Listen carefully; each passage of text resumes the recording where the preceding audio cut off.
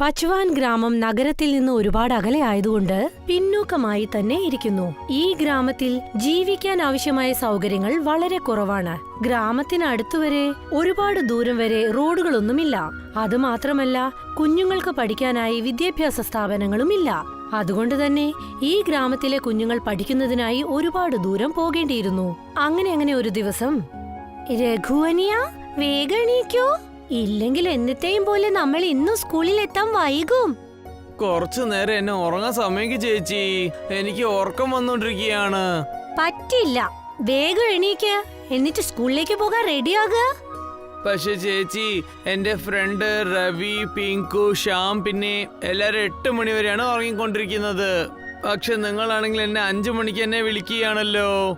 ഏടാ മരമണ്ട, അവർ സ്കൂളിന്റെ അടുത്തല്ലേ താമസിക്കുന്നത്, അതുകൊണ്ടല്ലേ അവര് ലേറ്റ് ആയിട്ട് എഴുന്നേൽക്കുന്നത്.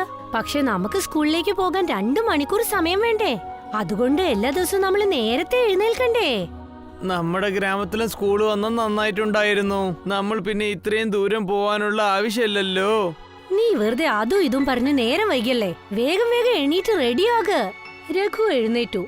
എന്നിട്ട് സ്കൂളിലേക്ക് പോകാൻ തയ്യാറായി. കുറച്ചു സമയത്തിനുള്ളിൽ അവൻ സ്കൂൾ യൂണിഫോം ഇട്ട് ബാഗും തൂക്കി റെഡിയായി.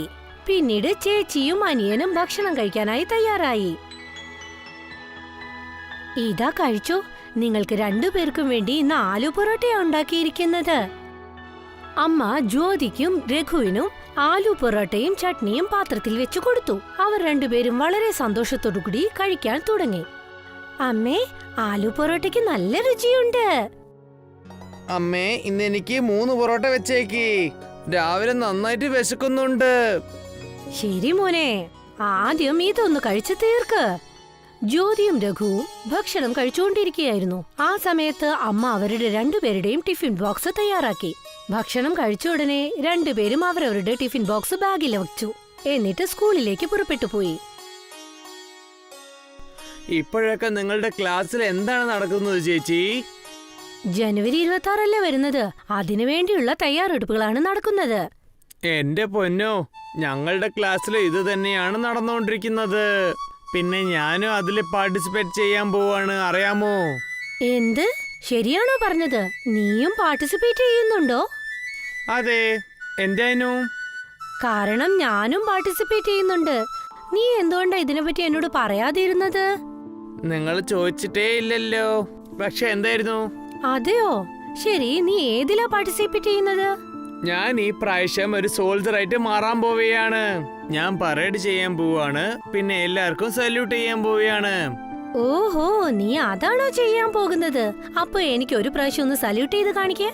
രഘു ജ്യോതിയെ സല്യൂട്ട് ചെയ്തു കാണിച്ചു. പക്ഷേ അവൻ സല്യൂട്ട് ചെയ്തത് ശരിയായിട്ടില്ല. നോക്ക്, നീ സല്യൂട്ട് ചെയ്യുന്നത് ഒട്ടും ശരിയായിട്ടില്ല. അതുകൊണ്ടാണ് ഇത് നീ എന്തുകൊണ്ട് നേരത്തെ പറഞ്ഞില്ലാന്ന് ചോദിച്ചത്. ഇത് നോക്ക്, സല്യൂട്ട് ഇങ്ങനെയാണ് ചെയ്യേണ്ടത്. എന്നിട്ട് ജ്യോതി എങ്ങനെ സല്യൂട്ട് ചെയ്യണമെന്ന് രഘുവിനെ പഠിപ്പിച്ചു. ശരി ചേച്ചി, ഇനി തൊട്ട് ഞാൻ അതുപോലെ തന്നെ ചെയ്തേക്കാം. അതിനുശേഷം രഘു ജ്യോതിയെ ശരിയായ രീതിയിൽ സല്യൂട്ട് ചെയ്തു കാണിച്ചു. ആ, ഇപ്പോഴാണ് നീ ശരിക്കും സല്യൂട്ട് ചെയ്തത്. ഇനി മുതൽ ഇതുപോലെ വേണം നീ സല്യൂട്ട് ചെയ്യാൻ. എനിക്കറിയാം നീ ഏതെങ്കിലും ഒരു തെറ്റ് ചെയ്യൂ എന്ന്. മനസ്സിലായോ നിനക്ക്? ടീച്ചർ ഇതെല്ലാം പറഞ്ഞു തരുമ്പോ നീ എവിടെയാ ശ്രദ്ധിക്കുന്നത്? ചേച്ചി എന്നെ ചീത്ത പറയല്ലേ, ഞാൻ ഇപ്പോഴല്ലേ പഠിച്ചോണ്ടിരിക്കുന്നത്. രഘുവും ജ്യോതിയും 2 പേരും സംസാരിച്ചുകൊണ്ട് അവസാനം സ്കൂളിൽ എത്തിച്ചേർന്നു.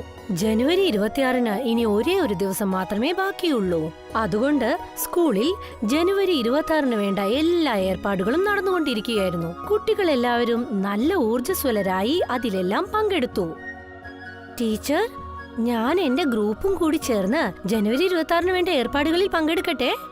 ടീച്ചറും അതിന് സമ്മതിച്ചു. പിന്നീട് ജ്യോതി തന്റെ കൂട്ടുകാരുടെ കൂടെ ഗ്രൗണ്ടിലേക്ക് പോയി ഏർപ്പാടുകളിൽ കൂടി. എല്ലാ വിദ്യാർത്ഥികളും പിറ്റേ ദിവസത്തെ ഫംഗ്ഷന് വേണ്ടി നല്ല ഊർജ്ജസ്വലരായി ഒത്തുചേർന്നു. എല്ലാവരും വലിയ സന്തോഷത്തിലായിരുന്നു. സ്കൂൾ വിട്ട ഉടനെ എല്ലാവരും അവരവരുടെ വീട്ടിലേക്ക് യാത്രയായി. ഇന്ന് നീ എല്ലാം റെഡിയാക്കി വെച്ചിട്ടില്ലേ? അതെ ചേച്ചി, ഇന്ന് ടീച്ചർ എന്ത് പറഞ്ഞിട്ടുണ്ടോ അതുപോലെ തന്നെ ചെയ്തിട്ടുണ്ട്. പിന്നെ ഞാൻ എന്റെ ഫ്രണ്ട്സിനും ശരിയായിട്ട് സല്യൂട്ട് പോലെ പഠിപ്പിച്ചു കൊടുത്തിട്ടുണ്ട്. അയ്യോ എന്റെ അനിയ, നീ ശരിക്കും നല്ല സ്മാർട്ട് ബോയ് ആണ്. ശരി, നാളെ എല്ലാവരും എത്രത്തോളം റെഡിയായെന്ന് നോക്കാനല്ലേ പോകുന്നത്. അതെ ചേച്ചി, നാളെ വളരെ നന്നായിട്ടുണ്ടാവില്ലേ? എല്ലാ കുട്ടികളെയും പോലെ ജ്യോതിയും രഘുവും പിറ്റേ ദിവസത്തിനായുള്ള കാത്തിരിപ്പ് തുടങ്ങി. പക്ഷെ രാത്രി ആയപ്പോഴേക്കും വാനം കാർമേഘങ്ങൾ കൊണ്ട് മൂടി. കനത്ത മഴയെ തുടർന്ന് സ്കൂളും ഗ്രാമവുമായി ബന്ധിപ്പിക്കുന്ന പാലം തകർന്നു.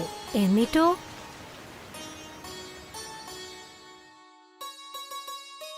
പിറ്റേ ദിവസം രാവിലെ രഘുവും ജ്യോതിയും സ്കൂളിലേക്ക് പോകുന്ന വഴിയിൽ അങ്ങോട്ടേക്ക് പോയി നോക്കി അവർ രണ്ടുപേരും ഒരുപാട് സങ്കടപ്പെട്ടു. എന്താ ചേച്ചി ഇങ്ങനെ സംഭവിച്ചത്? ഇനി നമ്മൾ എങ്ങനെ സ്കൂളിലേക്ക് പോവുക? ഇതിനെല്ലാം കാരണം പെരും മഴയാണ്. രഘു, ഞാൻ ഈ ദിവസത്തിന് വേണ്ടി എന്തൊക്കെ ഏർപ്പാട് ചെയ്തെന്നോ. മാത്രമല്ല ഞാൻ എന്റെ ഗ്രൂപ്പിന്റെ ലീഡറും ആണ്. ഞാൻ മാത്രം ഈ ഫംഗ്ഷന് പോയില്ലെങ്കിൽ എല്ലാവരും എന്നെ പറ്റി എന്താ പറയാ? ഇത്രയും പറഞ്ഞുകൊണ്ട് ജ്യോതി കരയാൻ തുടങ്ങി.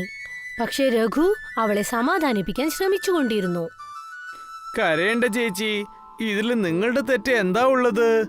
ബ്രിഡ്ജ് തന്നെ പൊട്ടിയത് കൊണ്ട് നമുക്ക് എങ്ങനെ സ്കൂളിൽ പോവാൻ പറ്റുക? ഈ കാര്യത്തിന് വേണ്ടി ടീച്ചർ നമ്മളെ ചീത്ത പറയാൻ പോകുന്നില്ല. അങ്ങനെ രഘുവും ജ്യോതിയും ഒരുപാട് സങ്കടത്തോടുകൂടി തങ്ങളുടെ വീട്ടിലേക്ക് മടങ്ങി വന്നു. വഴിയോരത്ത് പരംവീർ ചെറിയച്ഛൻ അവരെ കണ്ടിരുന്നു. അവരുടെ ദുഃഖഭാരമുള്ള മുഖം കണ്ട് അതിന്റെ കാരണം എന്തെന്ന് അന്വേഷിച്ചു. എന്തു പറ്റി കുട്ടികളെ? നിങ്ങൾ രണ്ടുപേരും എന്തിനാ എത്ര വിഷമിച്ചിരിക്കുന്നത്? ഇന്ന് ജനുവരി 26 അല്ലേ? നിങ്ങൾ സന്തോഷത്തോടെ നിൽക്കണ്ടേ? ചെറിയച്ഛ, ഞങ്ങൾ സ്കൂളിലേക്ക് പോകുകയായിരുന്നു. പക്ഷെ പാലം തകർന്നുപോയി. അതുകൊണ്ട് ഇന്നത്തെ ഫംഗ്ഷനിൽ ഞങ്ങൾക്ക് പങ്കെടുക്കാൻ പറ്റില്ല. ഓ, ഇതാണോ കാര്യം? അതെ അങ്കിൾ, സ്കൂളിൽ ഫംഗ്ഷൻ നടക്കുന്നതുകൊണ്ട് ഞങ്ങൾ റെഡിയാക്കി വെച്ചിരുന്നുണ്ടായിരുന്നു. അതിന്റെ കൂടെ ഞങ്ങൾ രണ്ടുപേരും പാർട്ടിസിപ്പേറ്റും ചെയ്യായിരുന്നു. അപ്പോ ഞാൻ നിങ്ങളുടെ ഫംഗ്ഷനിൽ വരട്ടെ? പരംവീർ ചെറിയച്ഛന്റെ വായിൽ നിന്ന് ഫംഗ്ഷന്റെ കാര്യം കേട്ടപ്പോഴേ രണ്ടുപേരും വളരെ സന്തോഷത്തോടുകൂടി അദ്ദേഹത്തോട് ചോദിച്ചു, ഫംഗ്ഷനോ? പക്ഷേ എങ്ങനെ? സ്കൂൾ പോവാനോ ഒരേ ഒരു വഴിയല്ലേ ഉള്ളൂ. ആ വഴിയിലൂടെ എന്തായാലും പറ്റില്ല. ചേടാ, സ്കൂളിൽ പോയിട്ടില്ലെങ്കിൽ ഇപ്പൊ എന്താ പ്രശ്നം? നമ്മൾ എല്ലാരും ഇന്ന് ഗ്രാമത്തിൽ തന്നെ ഫംഗ്ഷൻ ചെയ്യാലോ. പിന്നെ നമ്മുടെ ഗ്രാമത്തിൽ ഗ്രൗണ്ടിൽ തന്നെ കൊടിയും കയറ്റാൻ പറ്റും. ഇത് വളരെ നല്ല ഐഡിയ ആണല്ലോ. ഈ ഐഡിയ നിങ്ങളുടെ മനസ്സിൽ എങ്ങനെയാ വന്നത്? നിങ്ങൾ മറന്നെന്ന് വിചാരിക്കുന്നു. ഞാനൊരു സോൾജറാണ്. ഞങ്ങൾ ബോർഡറിൽ ഇരിക്കുമ്പോൾ കുറെ ദൂരത്തിലുണ്ടാവുമ്പോൾ പരേഡിൽ ഞങ്ങൾക്ക് പാർട്ടിസിപ്പേറ്റ് ചെയ്യാൻ പറ്റില്ലായിരുന്നു. അതുകൊണ്ട് ഞങ്ങളുടെ എല്ലാവരുടെ അടുത്തുള്ള ക്യാമ്പ് തന്നെ ഞങ്ങൾ പരേഡ് ചെയ്യായിരുന്നു. അങ്ങനെയാണോ? നിങ്ങൾ ഇതിനു മുമ്പ് ഇങ്ങനെയൊക്കെയാണോ പരേഡ് ചെയ്തോണ്ടിരുന്നത്? ആ, ഇതിനു മേലെ നീ ചോദ്യമൊന്നും ചോദിക്കണ്ട. വേഗം തന്നെ ഒരു കടയിൽ പോയിട്ട് കൊടി വാങ്ങിട്ട് വന്നേക്ക്. ഇല്ലെങ്കിൽ എല്ലാം വേസ്റ്റ് ആയി പോവും. രഘുവും ജ്യോതിയും കടക്കാരന്റെ അടുത്തേക്ക് പോയി. എന്നിട്ട് അദ്ദേഹത്തോട് ത്രിവർണ പതാക ചോദിച്ചു. അങ്കിൾ, ഒരു വലിയ കൊടി തരാൻ പറ്റുമോ? ഇവിടെ നോക്കുമോനെ, നിനക്ക് ഏതാ വേണ്ടെന്ന് പറയാൻ പറ്റുമോ? ആ, ഇതാണ് വേണ്ടത്. ശരി മോനെ, ഇതാ പിടിച്ചോ. രഘു അദ്ദേഹത്തിന് പണം കൊടുത്തു. എന്നിട്ട് കൊടിയുമായി രണ്ടുപേരും കൂടി ചെറിയച്ഛന്റെ അടുത്തേക്ക് വന്നു. ശരി, ഇപ്പോൾ നമ്മളടുത്ത് ദേശീയ കൊടിയും വന്നിട്ടുണ്ട്. ഇപ്പൊ നമുക്ക് പോയിട്ട് അടുത്ത ഏർപ്പാടുകളൊക്കെ ചെയ്തേക്കാം. പരംവീർ ചെറിയച്ഛൻ ആ കൊടി ഒരു ചെറിയ കമ്പിൽ കെട്ടി. രഘു അത് കയ്യിൽ വാങ്ങി സിന്ദാബാദ് വിളിച്ചു തുടങ്ങി. ജനുവരി 26 ഹാപ്പി റിപ്പബ്ലിക് ഡേ. ജനുവരി 26 ഹാപ്പി റിപ്പബ്ലിക് ഡേ. ഞങ്ങളുടെ ത്രിവർണ പതാക എപ്പോഴും ഉയരങ്ങളിലിരിക്കട്ടെ. ശരി, നമ്മളിപ്പോ ഉടനെ തന്നെ ഒരു സ്റ്റേജ് ഇട്ടാവണം. അവിടെയാണ് നിങ്ങൾ ഗ്രാമത്തെ ജനങ്ങൾക്ക് ഈ പെർഫോം ചെയ്ത് കാണിച്ചു കൊടുക്കണം. എന്തുകൊണ്ട് നമുക്ക് ഈ ഫംഗ്ഷൻ ഗ്രാമത്തിലെ ഒരു ഗ്രൗണ്ടിൽ ചെയ്തുകൂടാ? ഹാ, ഇത് തന്നെ ശരിയായിട്ടുണ്ടാവും. എങ്ങനെയായാലും ആ മൈതാനം കാലിയായിട്ടാ ഉണ്ടാവുക. എന്നാലേ എല്ലാ ജനങ്ങളും ഒന്നിച്ച് കാണാൻ പറ്റുള്ളൂ. അങ്ങനെ പരംവീറും രഘുവും ജ്യോതിയും ഗ്രാമത്തിലെ ഗ്രൗണ്ടിലേക്ക് പോയി. എന്നിട്ട് ആ ഗ്രൗണ്ട് മുഴുവൻ വൃത്തിയാക്കാൻ തുടങ്ങി. അപ്പോഴാണ് അവിടേക്ക് നാഥു എന്ന സ്വീറ്റ് കടക്കാരൻ വന്നത്. ഇവിടെയൊക്കെ നിങ്ങൾ എന്താ ചെയ്തുകൊണ്ടിരിക്കുന്നത്? ഞങ്ങൾ ഇവിടെ ഒരു ഫംഗ്ഷൻ ചെയ്യാൻ പോവുകയാണ്. അതുകൊണ്ട് ഞങ്ങൾ എല്ലാ ഗ്രാമത്തിലെ ജനങ്ങളെ വിളിക്കാൻ പോവുകയാണ്. നിങ്ങളും തീർച്ചയായിട്ടും വന്നേ പറ്റുള്ളൂ. ആരെടുത്ത് ചോദിച്ചാ നിങ്ങൾ ഈ തീരുമാനമൊക്കെ എടുത്തത്? നിങ്ങൾ ഇവിടെ എന്തെങ്കിലും ചെയ്യുന്നതിന് മുമ്പ് നിങ്ങൾ ഗ്രാമത്തിൽ പോയിട്ട് പഞ്ചായത്തിൽ ഒരു പെർമിഷൻ വാങ്ങിക്കണം. പെർമിഷൻ ഇല്ലാതെ നിങ്ങൾ കൊണ്ട് ഇവിടെ ഒന്നും ചെയ്യാൻ പറ്റില്ല. അതുമാത്രമല്ല, ഇന്ന് തൊട്ട് ഞാൻ ഇവിടെയാണ് കടയിടാൻ പോകുന്നത്. പക്ഷേ നിങ്ങളുടെ കട മാർക്കറ്റിൽ ഒന്നില്ലേ? അതുകൊണ്ട് എന്താണ്, ഞാൻ ഇന്നൊരു കട ഇടാൻ പോവുകയാണല്ലോ, എന്നാലേ എനിക്ക് കുറെ വരുമാനം കിട്ടുള്ളൂ. എന്നാൽ നിങ്ങൾ ഞങ്ങളുടെ ഫംഗ്ഷനിൽ തന്നെ കട തുറന്നോളൂ. എല്ലാ ഗ്രാമത്തിൽ ജനങ്ങൾ ഞങ്ങളുടെ ഫംഗ്ഷനിലേക്കും വരും, പിന്നെ നിങ്ങളുടെ കടയിൽ നിന്ന് സ്വീറ്റും വാങ്ങിക്കും. അങ്ങനെയാണോ? എന്നാൽ ഞാൻ എന്താ ചെയ്യാൻ പാടില്ല എന്ന് ഇനി നിങ്ങളാണോ പറയാൻ പോകുന്നത്? പിന്നെ നിങ്ങളുടെ ഈ ഫംഗ്ഷൻ തുറക്കാൻ വേണ്ടി ഞാൻ കട തുറക്കണേ നിങ്ങളടുത്ത് പെർമിഷൻ വാങ്ങിക്കണോ? എന്റെ പൊന്നോ, ഞങ്ങളോട് ക്ഷമിക്കൂ അങ്കിൾ, ഞങ്ങള് പറഞ്ഞതിന് അങ്ങനെ ഒരു അർത്ഥമില്ല. ഞങ്ങള് പറയാൻ വന്നത് എന്താണെന്നോ, നമ്മൾ എന്തുകൊണ്ട് ഈ ഗ്രൗണ്ടില് നമ്മുടെ ജോലികൾ ചെയ്ത് തീർത്തൂടാ? അത് മാത്രല്ല, ഈ ഗ്രൗണ്ട് ഒരുപാട് വലിയതാണ്. അതൊന്നും പറ്റില്ല. ഞാൻ പഞ്ചായത്തിൽ നിന്ന് പെർമിഷൻ വാങ്ങിയിട്ടുണ്ട്. നിങ്ങളടുത്ത് പെർമിഷൻ ഇല്ല, അതുകൊണ്ട് നിങ്ങൾക്ക് ഇവിടെ ഒന്നും ചെയ്യാൻ പറ്റില്ല. ഇപ്പൊ ഇവിടുന്ന് പോയിക്കോ. നാഥു പറഞ്ഞത് കേട്ട് രഘുവിനും ജ്യോതിക്കും ഒരുപാട് സങ്കടമായി. അപ്പോഴാണ് പരംവീർ ചെറിയച്ഛൻ അവരോടൊരു കാര്യം പറഞ്ഞത്. നമുക്കെന്താ ഗ്രാമത്തിന്റെ ആ ഭാഗത്ത് പോയിട്ട് ഫംഗ്ഷൻ ചെയ്താലോ? ആ സ്ഥലവും ഗാലിയേറ്റ ഉള്ളത്. അവിടെ നമുക്ക് ഫംഗ്ഷൻ ചെയ്യാൻ വേണ്ടി ആരടുത്തും പെർമിഷൻ ചോദിക്കണ്ട. ശരി, അങ്ങനെ തന്നെ ചെയ്യാം. ശരി ചേച്ചി, നിങ്ങൾ അതിനുള്ളിൽ മറ്റുള്ള ഏർപ്പാടങ്ങ് ചെയ്തേക്ക്. ഞാൻ പോയിട്ട് ഗ്രാമത്തിലുള്ള എല്ലാ ജനങ്ങളും വിളിച്ചിട്ട് വരാം.